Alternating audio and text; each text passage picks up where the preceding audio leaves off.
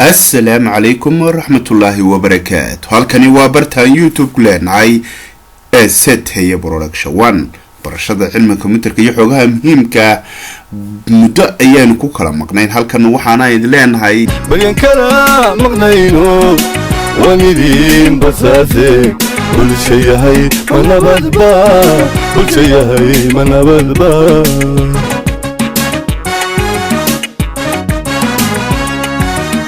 casharadani ayaynu dib u soo bilaabi doonaa sida aad hore ugu ogeydeen waxaanu jecelnahay fahamka xisaabinta xisaabaadka ganacsiga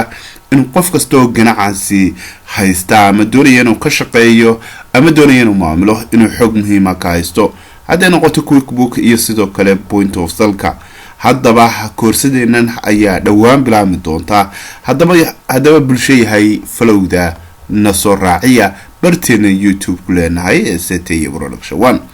kulanti dambe.